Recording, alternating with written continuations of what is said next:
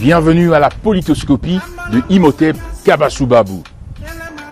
Les gouvernements Sama II est une mixture de frappocrates patentés et de criminels blanchis.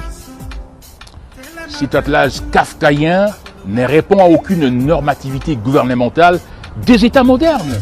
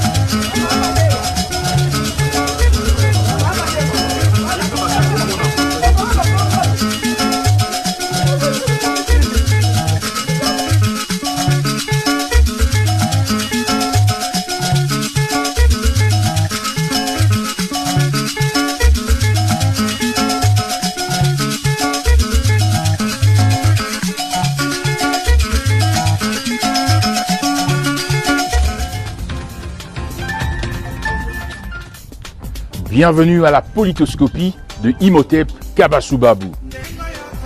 Les gouvernements Sama II est une mixture de frappocrates patentés et de criminels blanchis. Cet attelage kafkaïen ne répond à aucune normativité gouvernementale des États modernes. L'union sacrée de la nation annoncée avec une arrogance puérile comme étant une solution ultime salvatrice de la RDC, nous avait imposé les gouvernements des pseudo-warriors qui ont produit les désastres de la frappocratie. Aujourd'hui encore, on célèbre gauchement les trios nucléaires Tshisekedi, Kamere, Bemba qui va inéluctablement déboucher sur une orgie de vandales. Chasser le naturel et il revient au galop. Les fanatiques tribaux et autres plébéiens partisans jubilent et crient que 3 hommes providentiels, Kamere, Bemba, Kazadi, robustes alliés de M. Tshisekedi, vont sauver la nation. Le VPM de l'économie, Vital Kamere, est indubitablement le politicien le plus vertébré de ces gouvernements et le mieux rodé dans le rouage institutionnel. Mais par quel miracle Kamere va-t-il impulser à court terme l'augmentation des recettes en contraction vertigineuse, ayant déjà laissé les militaires au front, les professeurs, les médecins, les fonctionnaires, les députés provinciaux impayés depuis des mois.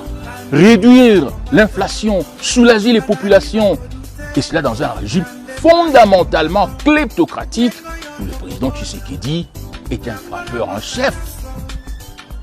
Comment Kamere va-t-il impulser la transformation d'une économie dont les prééminents secteurs miniers du Katanga et du Kivu est colonisé par le président Tshisekedi lui-même avec ses courtisans mercantilistes familiaux et partisans et autres mafieux internationaux?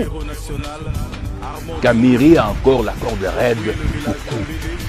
Jean-Pierre Bemba, vice-premier ministre de la Défense, certes un ancien chef rebelle d'un groupe qui occupait une portion de la grande province de l'Équateur, avec l'appui du président ougandais Museveni, il possède des réseaux politiques et militaires dans la région.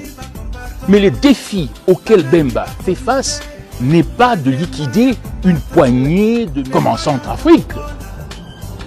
Par quel miracle Bemba va-t-il s'imposer sur le dédoublement du commandement militaire à la présidence de Tshisekedi, éradiquer les mercantilismes militaires des généraux courtisans tribaux de Tshisekedi?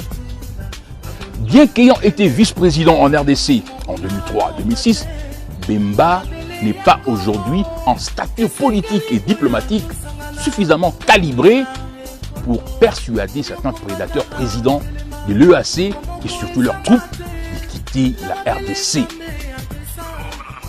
Quant à M. Peter Kazadi, le nouveau VPM en charge de l'intérieur, il est un véritable novice en matière de sécurité nationale et en gestion de la territoriale, à un moment crucial où il fallait placer à ses postes un acteur politique expérimenté et surtout politiquement équilibré.